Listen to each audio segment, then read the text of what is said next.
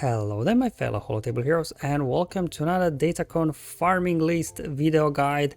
So as always, I updated my SWGOH Life website with the latest Datacron, so we'll be going through that in this video, so hopefully you will find it helpful. Now for those of you that you are not familiar with the website, there will be a link in the description below, and also just give me a quick overview of how it all works. So initially I just put kind of like general idea of what Datacrons to farm, but this list is fully customizable. So if there are certain units you don't have, like for example I don't have Galactic Legend Ahsoka Tano, I can just go ahead and remove that from the list. You can then as well, if you like, reorder the list in order of priority that you like.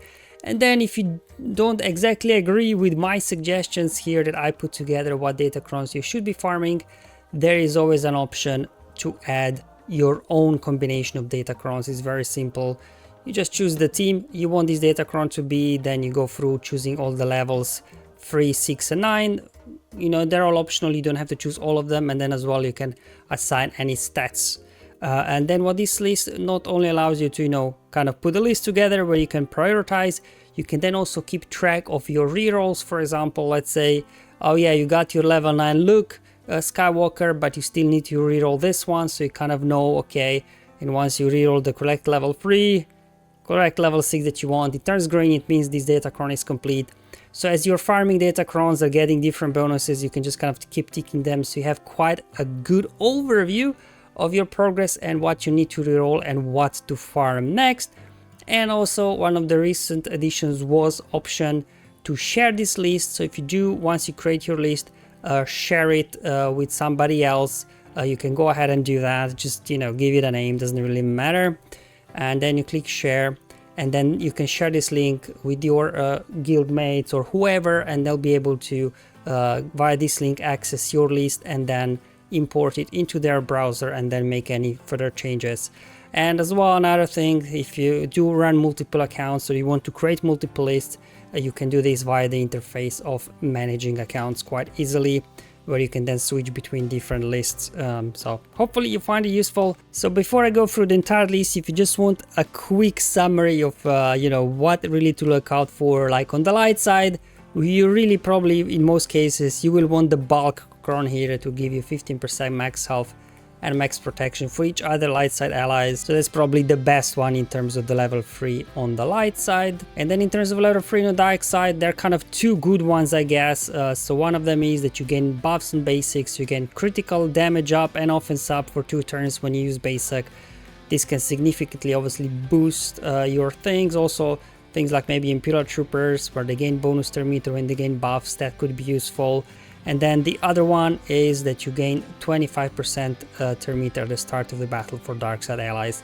So this as well could be very powerful, obviously depending on you know, if you do need to outrun the enemy, this could give a little bit of boost at the start, so you can get your turn meter train roll in. Now in terms of level 6, Tuskens are probably the worst ones, so you know, I wouldn't really bother too much hunting Tuskens. All of their bonuses are quite weak, I would say, so I wouldn't worry too much about that. And then we've also got, yeah, we got unaligned force users, so same as previous sets. However, this is going to be tied to light side. So for example, if you do run one for Supreme Color Ran, you know, he's an unaligned force user, and then as well Reva or a Starkiller team, then the level 3 won't even matter that much in level 9 for most cases, because they are dark side. But the good ones that they have is bonus turn on defeat. So I think this is the one that's available currently as well. So whenever an unaligned force user ally defeats an enemy, they take a bonus turn. This can be very useful, obviously, for Superior Color Ran, doing lots of damage, taking back-to-back turns as he's taking out the enemies one by one. And same thing for Inquisitors. For example, for Territory Wars, if you do have an Omicron on the Grand Inquisitor that has an insta-kill for Jedi enemies, you can just basically go in versus like Jedi Master Kenobi and just wipe out his entire team before Kenobi even takes a turn. So this is definitely a powerful one for the unaligned force users. And then another one as well is not that bad for unaligned force users, is this one maybe for Rey.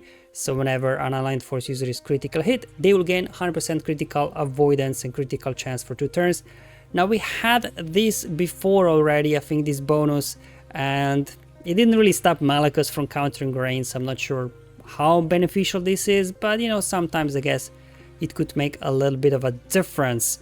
Now in terms of the Rebel ones, the level 6, I guess Riposte is gonna be the one to look out for, just because all these Rebel teams, right, they have lots of attacks out of turn, so probably this is going to be the preferred one, because whenever Rebels, they use a special ability, they gain Riposte for 2 turns, and what Riposte does, whenever you attack out of turn, then either, I guess, assist or counterattack, you ignore protection. So that could be quite nasty, right? Drogon with Leia, all those attacks out of turn, yikes. Drogon ignoring protection, that's going to be painful. And then finally for the Imperial Troopers, I mean, Imperial Troopers, actually most of their level 6 bonuses are quite good. Primarily I think Grit could be useful, just, you know, if you think about the counters for that, you know, people usually use, for example, like Iden or Dark Trooper Moff Gideon. What happens is, right, Wampa solos this Iden because they all die from damage over times. But if you have Grit, then you don't take really any damage. So Wampa then probably will not be able to solo Iden lineups. So maybe Iden will have some, you know, viability on defense. And so same thing for Dark Trooper Moff Gideon and Iden. Both of them actually, like Admiral Raiders counters them, right? But it's because of all the damage from exposes. But Grit will prevent that. So maybe Imperial Troopers will make a bit of a comeback on defense. I don't know, we'll have to wait and see. And then for the Veers Imperial Trooper lineup, again, you can go with Grit, because then you start off with Grit and that counts as a buff, and this gives you extra 10% turn meter for your troopers under Veers lead. In combination with extra 25% turn meter, then your troopers will be getting 35% turn meter to start. So this could then allow you to outrun like somebody like Starkiller or something like that, and you know, you could then wipe them out. Otherwise, level 6 as well for Veers could be, you know, the extra damage and things like that. So it really depends what you want to use your troopers for. This was my idea.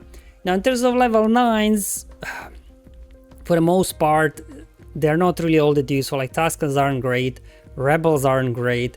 Really, I guess Imperial Troopers actually have the most interesting level 9s overall, but we'll be going through all of this as, you know, we'll go through the list one by one.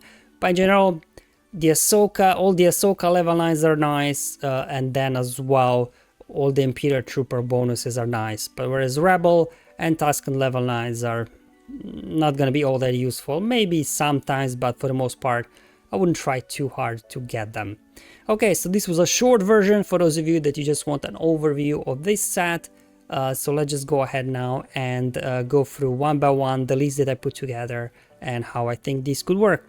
If you have a Galactic Legend Ahsoka Tano, you could get her level 9, obviously in combination with Bulk Chrono level 9, critical avoidance, so then maybe, you know, you can have even more survivability, or you could go with something else, I don't know. And then Ahsoka's level 9 is quite nice. It gives everybody, I think, was it Morai Wisdom at the start of the battles. So again, I'm not sure exactly how Ahsoka Tano works, but it looks probably quite a useful level 9 for her. Or you could also, I guess, put the other Ahsoka Tano Fulcrum under her lead, because her level 9 probably is better than Galactic Legend Ahsoka Tano. So we'll have to wait and see how things will shape out. Speaking of Fulcrum, her is going to be very good. Because whenever an enemy takes a turn, Ahsoka Tano takes a bonus turn, and then during this bonus turn deals 100% more damage. So this is this is probably the same as we had now for Dengar, we had for Padawan Sabine before, you know, and I think was it not Padawan, OG Sabine as well before. So this can be a little bit annoying, especially in Territory Wars, right? If you have her Omicron active, where she's anyway getting lots of extra damage and things like that. This could be quite a nice level 9 to have, you know, either with Starkiller, with Seer, or in Territory Wars, just doing solos and stuff. And then in combination with bonus turn defeat, right? Whenever she defeats somebody, she takes a bonus turn. Whenever enemy takes a turn, again, she takes a bonus turn. So I think this is going to be one of the top Datacrons, I think, the upcoming season to have. Now let's move on to some of the Rebel stuff. It's not really about level 9s so much, it's just overall riposte, right? All those attacks out of turn mentioned earlier, ability to ignore protection, definitely Leia and CLS, you know, could put out some nice big damage on offense or defense. And in terms of level 9s, I mean, yeah, Stormtrooper Han deals more damage, but still not gonna be great, I think. I guess level 9 on Commander Luke could be interesting, because whenever he uses a special, he inflicts armor shred. If there is armor shred, I think, what, no, if he uses a basic on enemy with armor shred, extra expose, some more debuffs, more turn meter. But again, I don't know, we don't get to use Commander Luke a lot these days anymore up in Kyber 1, but let's see if combination of this level 6 and level 9 will actually give Luke some use in the upcoming Grand Arena season. Moving on to another Ahsoka, as mentioned before, the Ahsoka level 9s are kind of in the top ones here in combination with Imperial Troopers. Commander Ahsoka Tano, I guess her level 9 is not that great, because to be honest, she's got 20% chance to gain defense penetration, yay! But in combination with her bonus turn on defeat, could be nice, right? Jedi Master Kenobi, start of the battle, resets cooldowns on Ahsoka, Ahsoka insta-kills somebody, and then she gets a bonus turn, passes back turnover to Kenobi already, so you could kind of quickly get, you know, those back-to-back with Kenobi turns, and hopefully, you know, get to his ultimate quicker. So it's not, I guess, her level 9 that's all that great, it's just I think this bonus turn will play nicely with her ability to insta-kill somebody right at the start. And then for Admiral Piet, his level 9 is quite good actually, but again, situational. You could either run him under Lord Vader or maybe Veer's lead, whatever could be useful. So the first time Piet is defeated, he did at least one other active ally revive all other defeated allies, and other allies recover health protection, gain 100% turn meter, 100% offense until the end of the battle. I think we have this already, was it for Visas or for somebody like that before, that they had a revive, right? But again, with Veer's Troopers, right, you either steamroll the enemy or the enemy steamrolls you. I guess it could be nice for Lord Vader, having some revives, maybe making the whole Bo-Katan Mandalore thing a little bit more complicated. I don't know. Definitely on paper sounds like a nice level 9. While in terms of level 6, I don't know, damage immunity, I guess. Maybe you could run Short Trooper as well, under Lord Vader for that. And then also buff some basic to boost damage for Maul and Lord Vader. And we got ourselves Rey, extra health and protection. You know, Rey always benefits from that. Level 9, maybe critical avoidance for unaligned force users. And then level 9, you could have Cal Kestis as well, adding more health, more protection on Cal, and as well reducing the damage he receives. But again, will it be enough to stop Malakas? I don't know. And then moving on, then we got some trooper Datacrons. I think these ones will be very versatile. These are just kind of rough ideas to give you an idea. So for the most part, I focused on grit on all of them, just because, for example, Imperial Troopers, they can take down Night Sisters, but with Marine, it becomes a bit more complicated because of Plague spreading very quickly, but Grit will stop Plague really from doing damage, so giving you extra survivability. Same thing goes for Iden, kind of anti-Wampa, anti-Admiral Radis level 6, and same thing for Dark Trooper Moff Gideon, anti-Radis. And then also remember, some of these trooper lineups can potentially counter like Lord Vader or Jabba.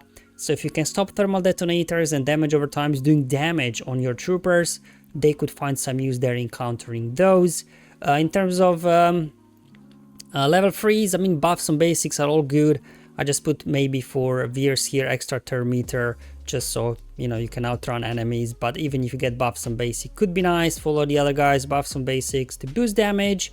And then in terms of level 9s, very interesting, obviously on top of Piet, we already mentioned earlier, Magma Troopers got a nice one, because whenever Magma Trooper damages an enemy using a special ability, inflict fear for 1 turn on that enemy. It doesn't say on the target enemy. So the way this reads is that whenever he damages an enemy, so not target enemy, so when he's got an AoE, if he uses an AoE, is that an AoE fear which can't be evaded or resisted? Adding an AoE fear to a trooper lineup? Or even if you throw Magma Trooper under Lord Vader, and then Magma Trooper can just like fear entire Bo-Katan Mandalorian squad? I mean, that could be useful, having an AoE fear. and Magma Trooper gaining lots of bonus turn meter for all the debuffs and everything, so he could get, you know, his AoEs, you know, quite quickly out, just fearing teams constantly, or even if you run him under Ident to maybe fear Wampa, I don't know, that could be deadly. Snowtrooper is an interesting one as well, because whenever Snowtrooper critically hits an enemy, they will be getting 25% turn meter.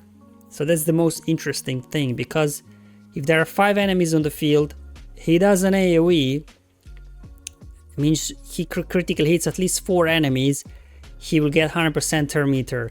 And then even his AoE, right, it reduces cooldowns for each crit, so potentially you could just be spamming his AoE back to back, just kind of creating almost an infinite turn meter loop, obviously until you run out of the enemies, at least that is. So I guess could be again an interesting one there, maybe lots of cool things can happen.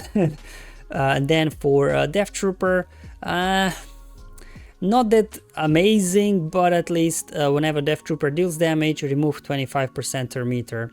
So again, like Magma Trooper, then his AoE could be doing more, right? Not just increasing cooldowns, as well removing buffs, it will also be removing turn meter. However, this can be resisted unlike the Magma Trooper sphere, so still not bad to have, I guess. And then we've got a bunch of rebel ones here, because like Mothma relies as well on attacks out of turn, same like CLS and Leia. You want to have repost on level 6 for Mothma. Then for Redis, I think Redis, they don't have all that many attacks out of turn. So maybe having a level 6 that when rebel allies get stunned, they gain 50% turn meter.